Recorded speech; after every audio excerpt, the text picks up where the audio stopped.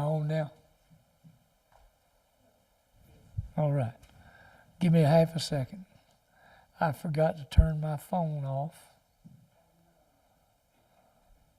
And I guarantee you, right in the middle of it, some caller will call to remind me that I haven't signed up for my car warranty or my Medicare Advantage plan or some of those crazy things. I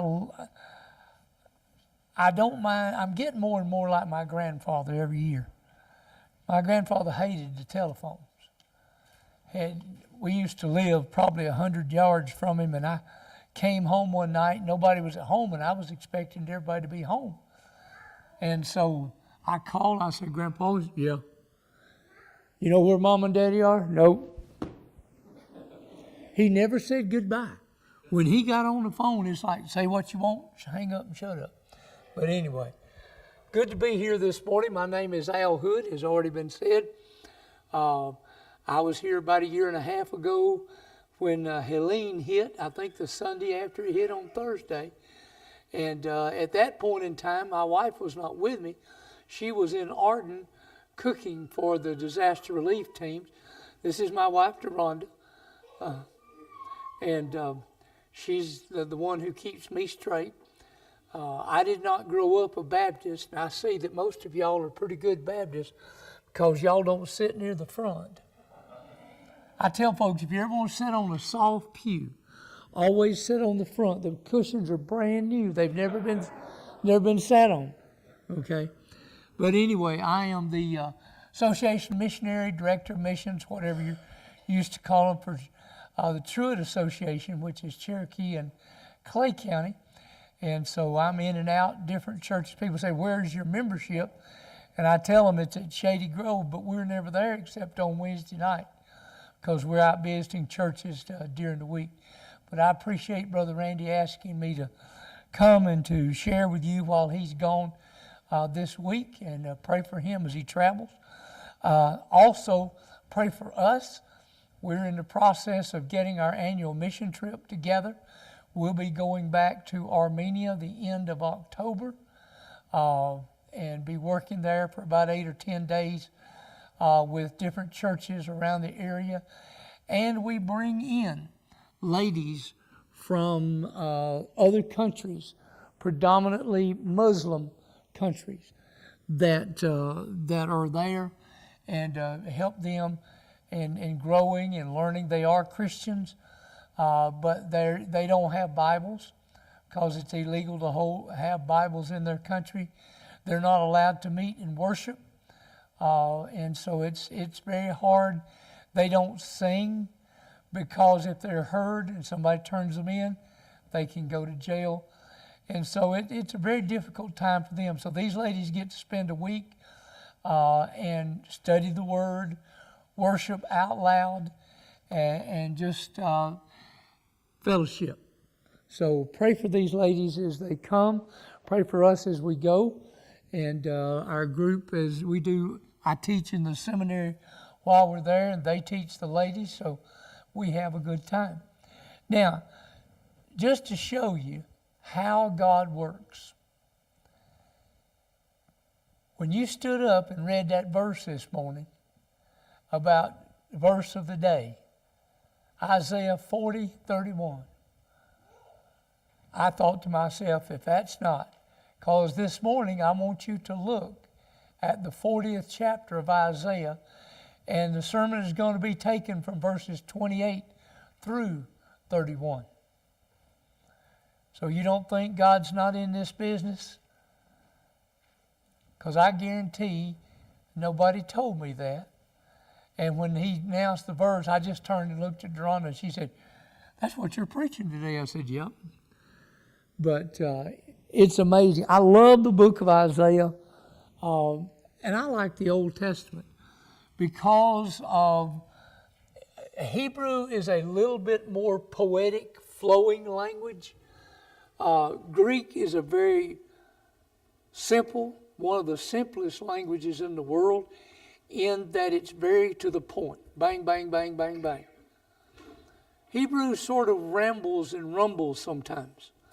And that's why you will see many times in the Old Testament, it'll say, well, for example, in Genesis, it'll say, male and or Adam and Eve, or God created Adam and Eve, male and female created He them.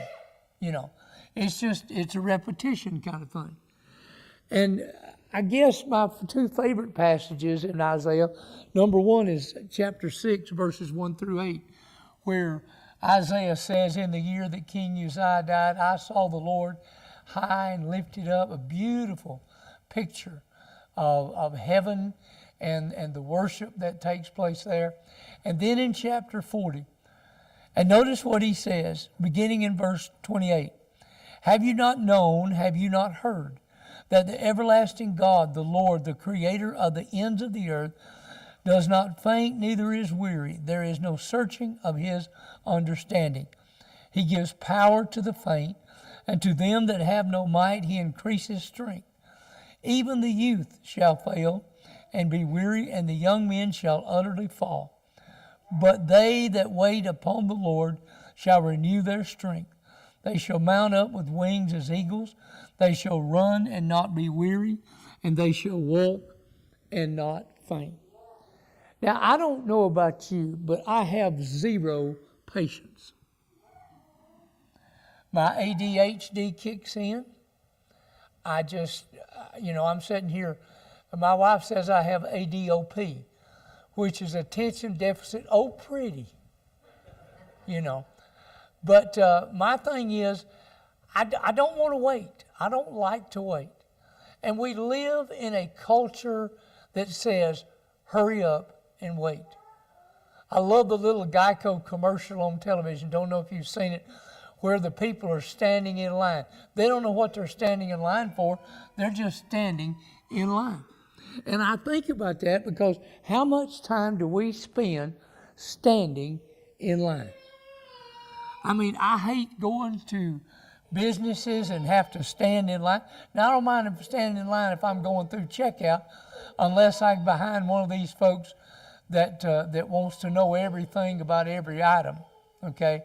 Or go into a restaurant, in a restaurant here a while back, seafood place, and I'm sitting there and this person in front of me, well, what kind of fish is this? What kind of oil is it fried in? What kind of this is this and that is that? And I'm thinking, eat the food and go on, But here, what does he say? Verse 31, they that wait upon the Lord. Now, waiting is not, and you may be the same way. I hope you're not, because I am, like I said, I get very frustrated about waiting. I don't like it. But the Bible keeps talking about waiting over and over again. I mean, you think, they didn't think of time as we do. That like they run or we run and we go, we've got to be at such and such a place. We're the only culture in the world that runs off this little mechanical thing right here called a watch. When we were in South Africa, we were there for 18 years working with different churches there and planting churches and all. And one of the things I learned, we called it living on African time. What time do we start? We start at 10. Some will be there at 10. Some show up at 10:15. Some show up at 10:30. Some of them show up at 11:30. And they want you to start all over again because they want you to give them what you've given everybody else. Okay? Drives me nuts. I mean, I understand being a few minutes late, but to show up every time 30 to 45 minutes late, I'm sorry, I just can't get over that. But you think about it. Go back and read the book of Job, especially the first couple of chapters.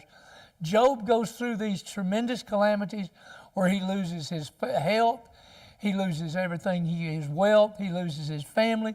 Everything that he has, he loses. And the thing is, as he goes out, he's got boils all over his body, and he sits down in the garbage dump, basically.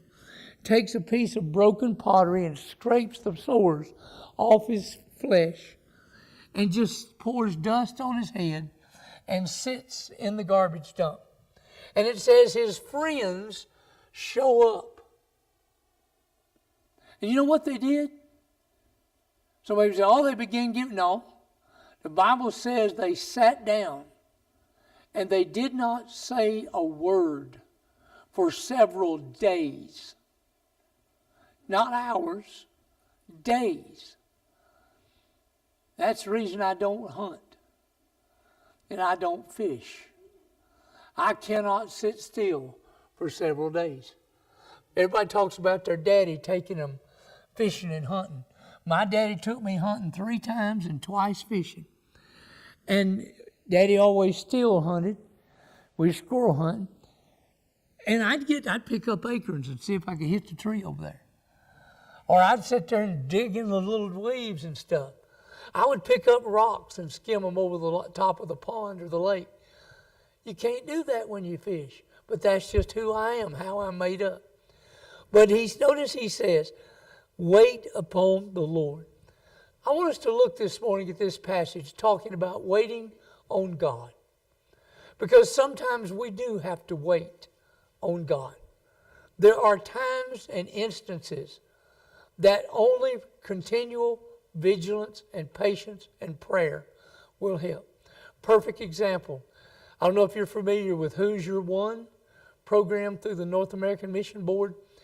It is where you take one person, the one person that you are most concerned about, and you pray for that person every day until they come to know Jesus. Then you pick a second person and you do that. People say, well, I don't know. Listen, that's the one thing I have been able to do recently in my life that didn't drive me nuts.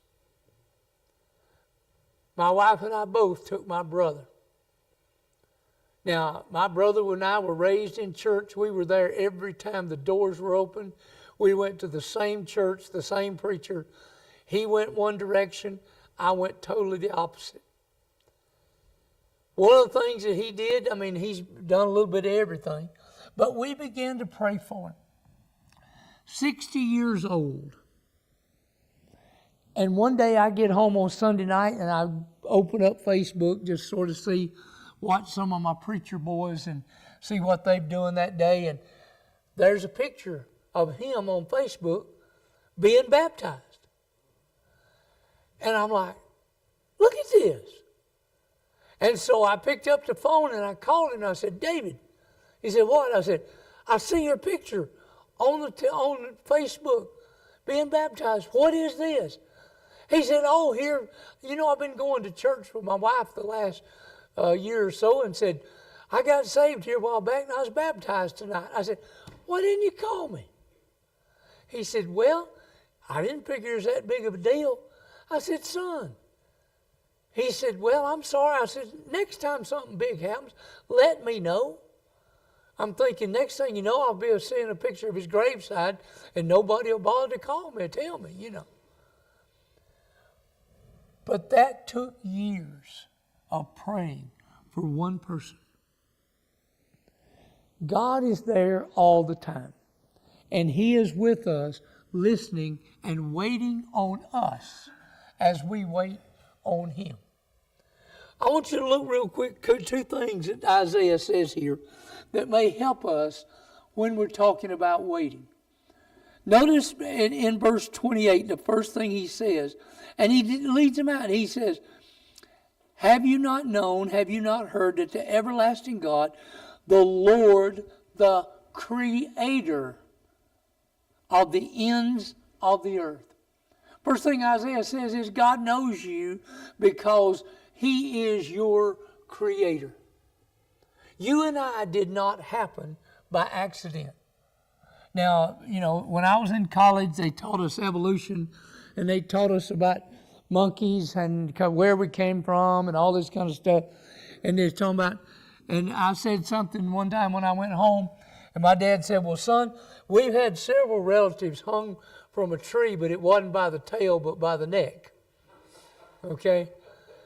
And I thought to myself, we're too intricate of creation to simply say we were an accident. There is no way on earth that you and I are created by accident. You're here because God put you here. You are here for a purpose. You are here with His plan in mind. The problem is we forget God creates us with a purpose. Why do you think that book, The Purpose-Driven Life, became such a great seller? Why? Everybody has a purpose. And the bad thing about it is we know we have a purpose. We just sometimes don't want to fulfill that purpose. We don't want to see God do everything. Why? We're scared. We're afraid. When God called me to preach and when I was 16 years old, I was scared because I wouldn't get up in front of 5 people, much less a group this size. And second thing was, my pastor had just been called to be a missionary to Kenya, Africa. Now, that's a long way from home. It's a very different world. And my thing is, I don't like lions and leopards. I don't like snakes and crocodiles, okay? And I'm not going. So I ran from God for 12 years. Why? I was afraid of what God would do. You know the funny thing about it? Guess where the first ever mission trip I went on to was? Zambia, Africa. God has a sense of humor. And what's so sad is I'm part of the butt of His joke sometimes because He called me. But here's the thing. He says He's a creator. He's created you for a purpose. Have you defined your purpose for God yet? If you haven't, then you need to be saying, Lord, what is my purpose? Show me your purpose for me and help me to fulfill that purpose in my life. So Isaiah says God is our creator. The second thing he says was, He's the one who gives us strength. Notice verse 29. He gives power to the faint, and to them that have no might, He increases strength. Every time I read that verse, I think for some reason of the commercial about the Energizer Bunny. It just keeps on going and keeps on going and keeps on going. You ever been in one of those situations when you're working for God and you've got something to do? You was talking about the yard sale yesterday. And about the end of the day, you were just so tired. And you wonder sometimes, how am I going to finish this? God is going to have to help me. And He does. He gives us that extra amount of strength. He allows us to pick up and to go on. And He says He increases our strength. So He's the one who creates us. He's the one who energizes us. But He's also the one who teaches us. Notice verse 30. Even the youth shall faint and be weary, and the young men shall utterly fall. He teaches us how to walk and how to live. Why? Because we need help. We need to know where we're going. We need to see a path, and God will give us a path. Now, your path is different from mine. God's will for your life is different from mine. Some people say, you can't know the will of God. Then you don't believe the Bible. You say, wait a minute, I believe the Bible. No. If you say you cannot know the will of God, you do not believe the Bible. Because Romans chapter 12, verses 1 and 2, Paul says, talk about be transformed by the renewing of your mind. And that last part of verse 2 says, that you may know what is that good and acceptable and perfect will of God. So if we can't know it, then why did Paul say you can know it? And I trust Paul a lot more than I do most of us, okay? God has a purpose. He has planned for us, and He has a will for us. Now, God's will for my life, I'm absolutely sure, was call me to preach. Now, it took me a while to learn that. It took me a while to get over some of the things that was involved in that, because when God tells you to do something, sometimes you want to look at Him and say, I'm not going to do that. When I was first called to my first church, one of the things that bothered me the most was we had just bought a house about 2 years before. And we were getting ready to finish and move in a new addition. We never lived in it. We moved because that church had a pastorium.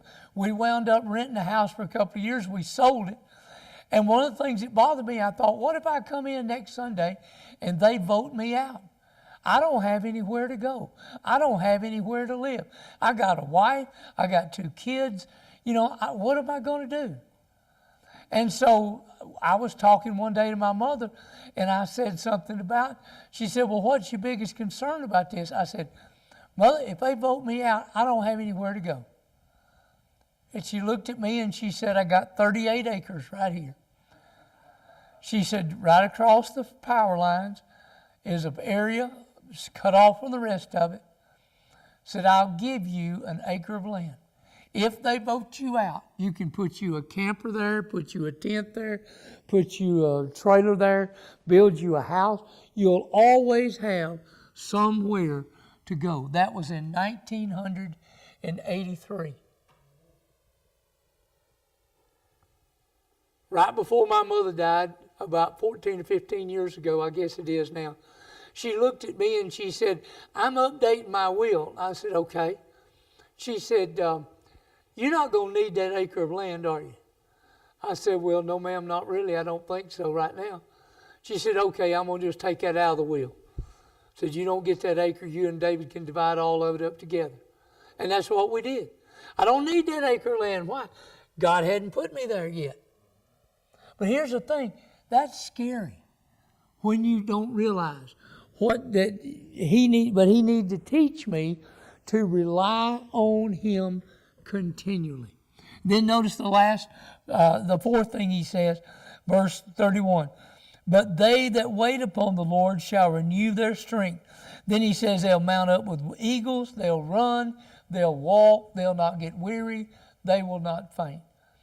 He is the one who sustains us when we can no longer go on. He's the one that keeps us walking, putting one foot in front of another. Because sometimes when we go through life, life stinks. Life isn't fair, okay?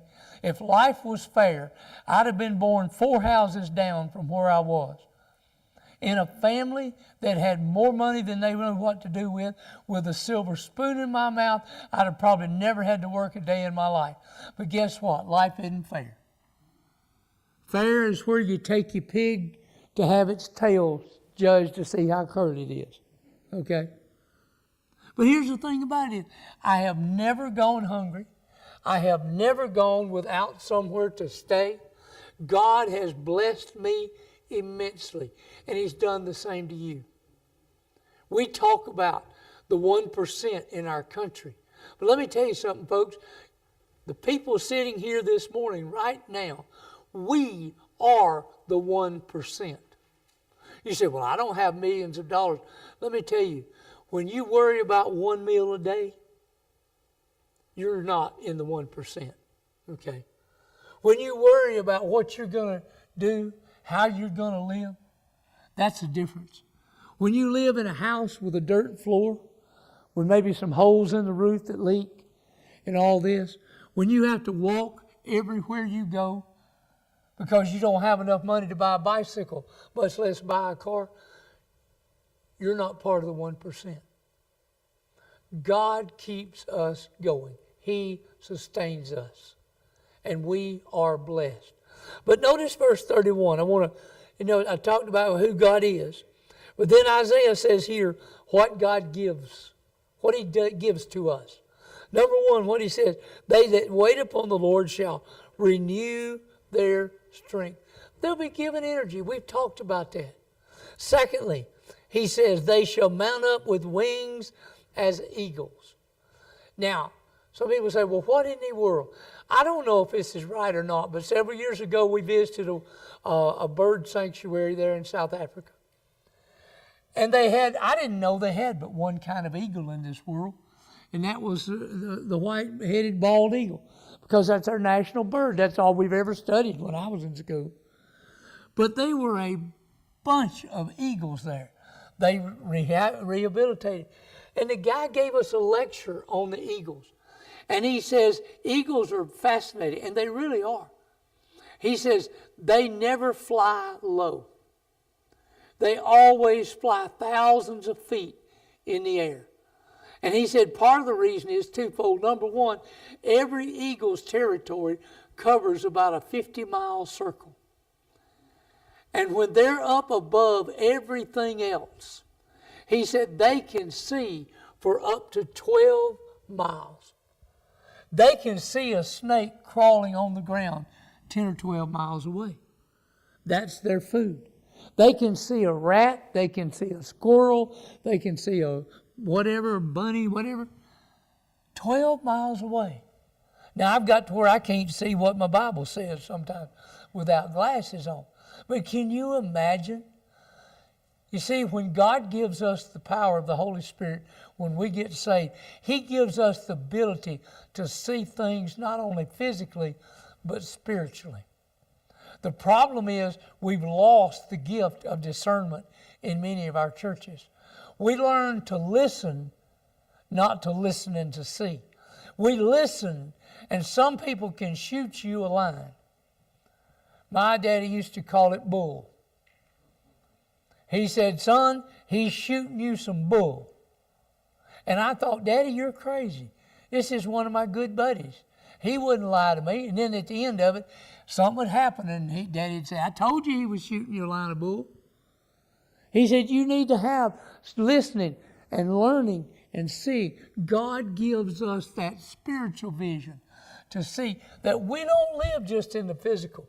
We're fighting a spiritual warfare out there that we need to be watching for every day. You don't believe it? Read Ephesians chapter 6, verses 10 through 17. It said, for we wrestle not against flesh and blood, but against principalities, against powers, against spiritual wickedness in what? High places. And He gives us that vision.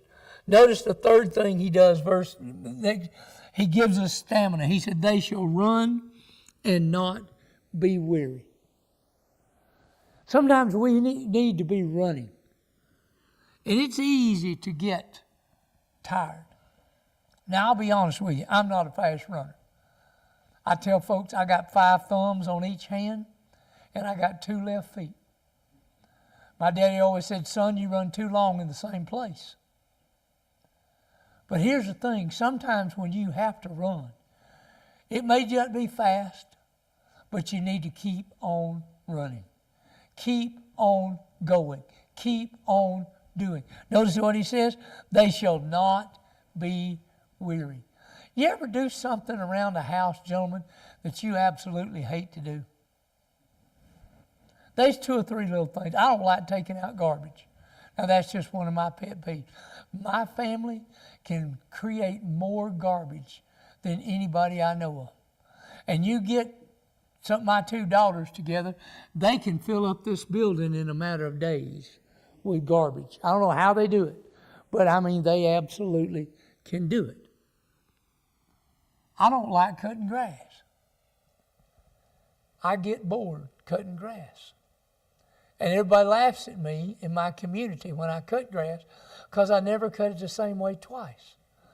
This week, I may start and go left, cut all the way around the outside.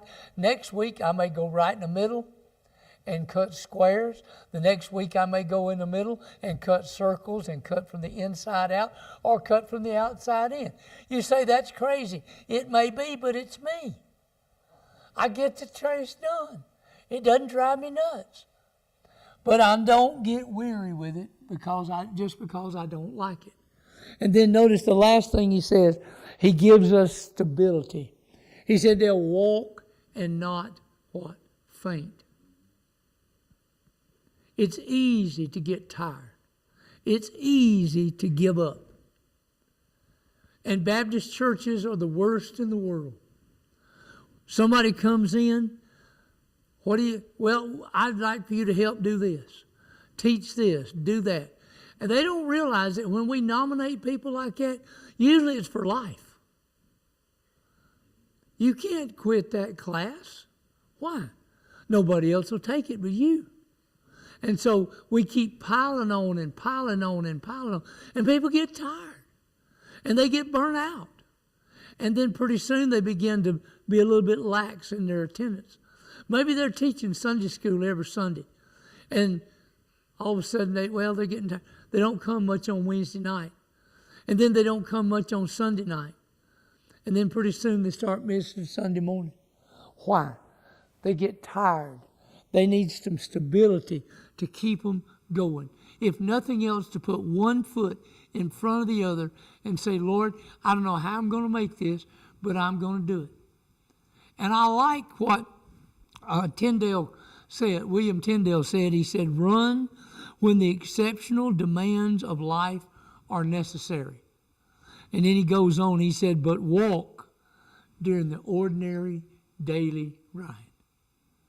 When the grind gets too much.